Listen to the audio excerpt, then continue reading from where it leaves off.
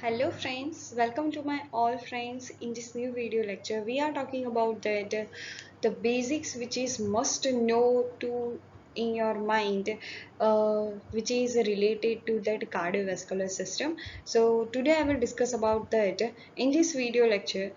The what is the meaning of that cardiovascular system, then other terms which are related to that cardiovascular system, then we are focusing on that what is the meaning of the blood and interstitial fluid, and then after we are talking about that main functions of blood.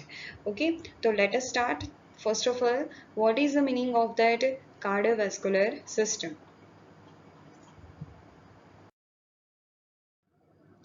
The cardio meaning which suggests that heart and vascular means that blood vessels, यानी कि हम cardiovascular system में क्या क्या study करते हैं। तो first of all इसमें आता है heart, okay, then after blood,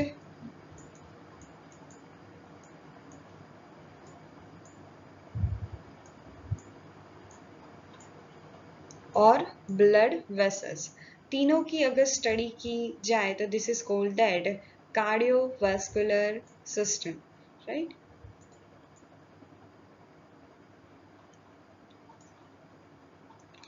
Next, we are talking about that what is the meaning of that hematology, right? Here one is that this is a terminology which is related to that cardiovascular system.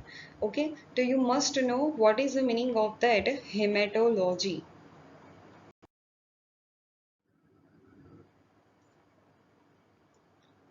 See, this one is that what is the meaning of the hematology? The hematology is the one type of the branch of the science concerned with the study of the blood and blood connective tissue, and which are also related to that disease which is also associated to that blood. Okay, कि blood की अगर particular study की जाए तो this is called that haematology. Blood connective tissue की study की जाए तो भी हेमेटोलॉजी। और अगर ब्लड के साथ जो भी रिलेटेड डिसऑर्डर्स है अगर उसकी स्टडी की जाए तो this is study under that haematology, right. तो ये वर्ड आपको याद रखना होगा। The next term is that what is the meaning of that blood and interstitial fluid. Okay, so various types of questions which are asking in that exams कि first of all what is the blood and interstitial fluid. Okay, interstitial fluid के बारे में सभी students को बहुत ही ज़्यादा confusion रहता है। तो so that in this topic we are talking about that first of all what is the meaning of the blood?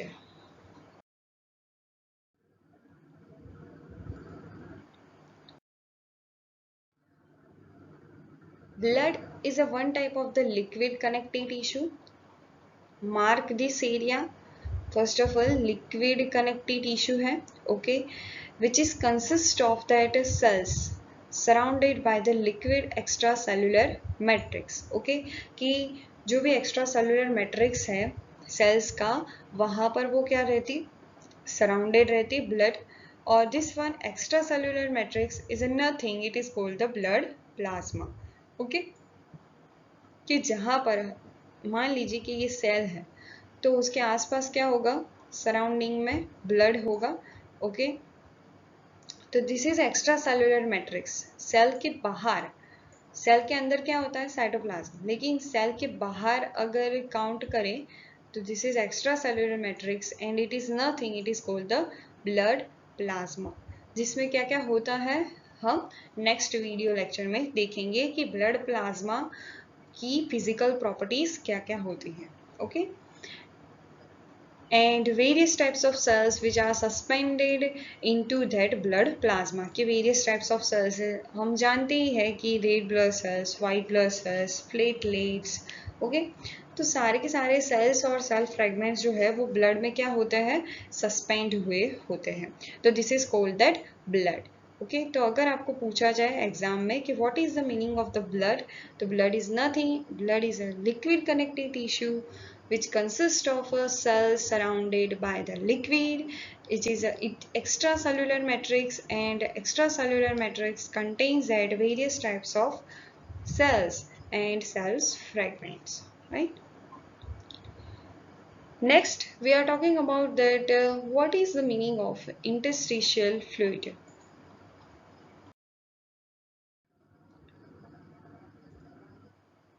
Interstitial fluid is a fluid that body cells which are bathing inside, and it is constantly renewed by the blood. Okay कि जो भी body cells है, okay, ये मान लीजिए कि ये one cell है, दूसरा ये सेल है, तीसरा ये, ऐसे करके क्या होता है, सेल्स के बीच की अगर जगह है ना, वो ये सेल के बीच की जगह ये इंटरस्टिशियल फ्लूइड से फिलअप हुई होती है। ओके और वो किससे बने हुए होते हैं, तो ब्लड में अगर कोई भी क्या आ गया है, कोई भी पैथोजन है, कोई भी टाइप्स की वेस्ट मटेरियल है, तो वो सभी कहाँ पर आ जाएंगे, इंटरस्टिशियल फ्लूइड में आ जाएंगे। तो this is a main difference between the blood and interstitial fluid. तो इंटरस्टिशियल फ्लूइड जो है वो सेल्स के बीच में पाया जाता है, और वो हमेशा ब्लड में से क्या होता है, रिन्यूड होता है। Okay then our last and most important topic is that functions of blood.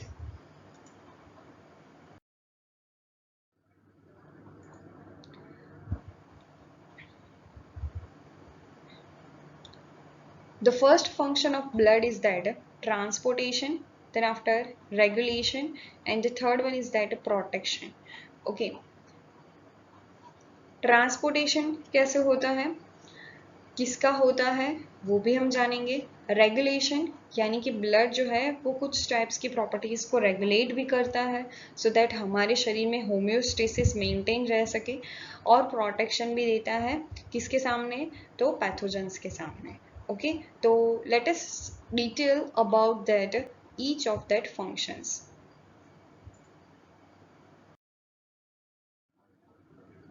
First one is that transportation.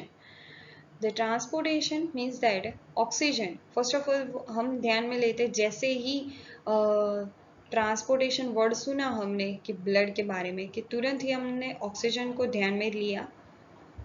Oxygen को कैरी करता हुआ ब्लड लंग्स में से ब्लड जो है वो ऑक्सीजन को फर्स्ट ऑफ ऑल क्या करता है, ले लेता है, और इस ऑक्सीजन को प्रॉपर बॉडी सेल्स में भेज देता है। ओके तो this is called that internal respiration. Okay तो इसमें उसका मेन रोल है। Thereafter carbon dioxide which is formed by that body cells which is transport to the lungs, and lungs जो है exhalation के थ्रू इसे exit कर देता है, उसे बाहर निकाल देता है।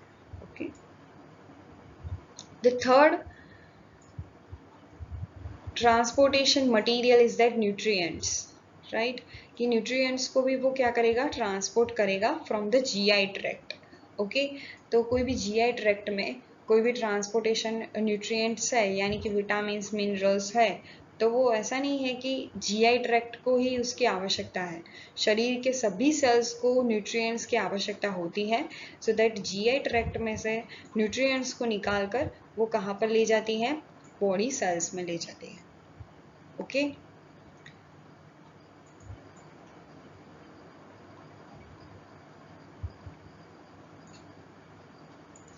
Then after, the fourth point is that endocrine gland, which is secrete that one type of the chemical messenger, it is called the hormone, which is directly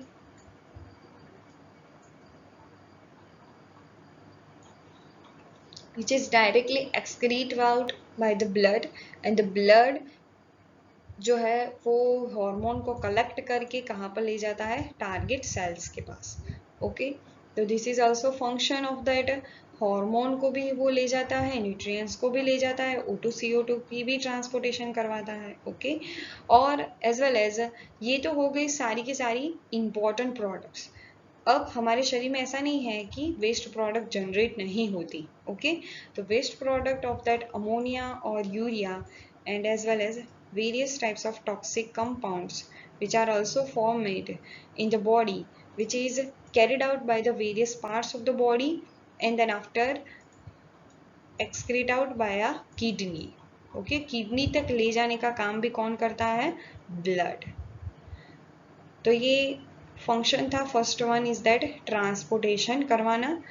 then after we are studying how can blood regulate that homeostasis in body.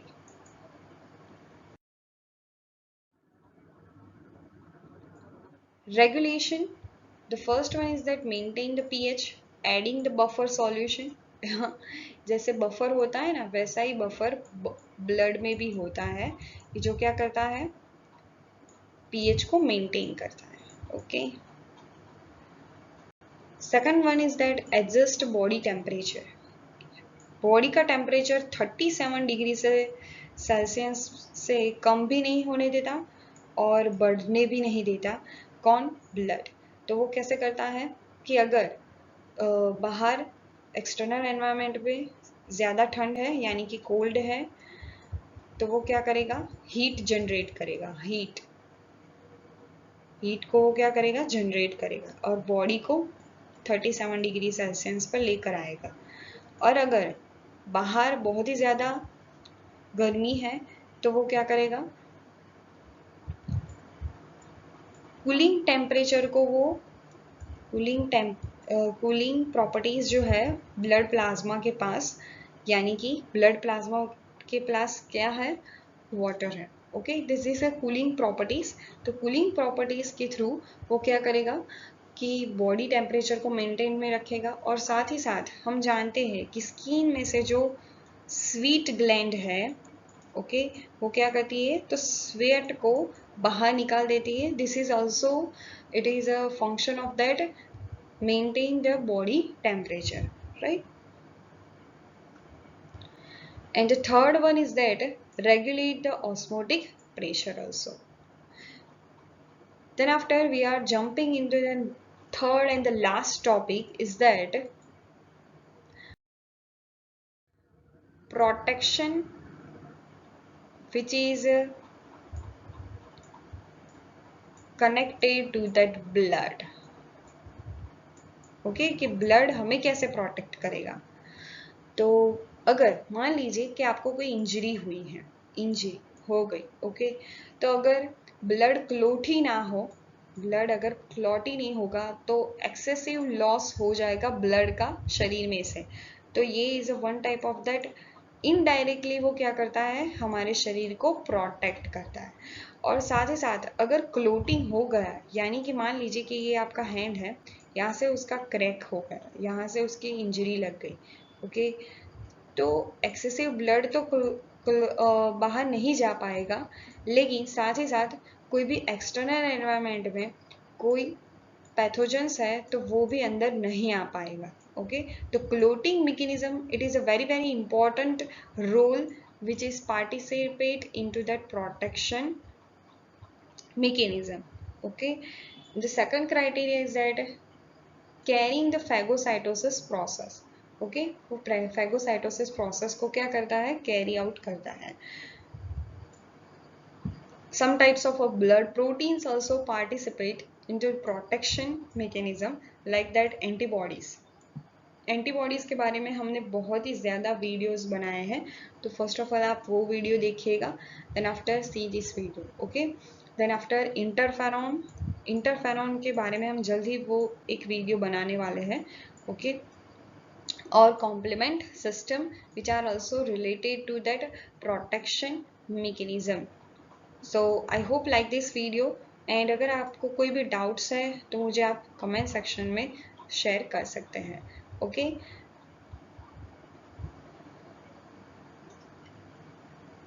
Thanks for watching.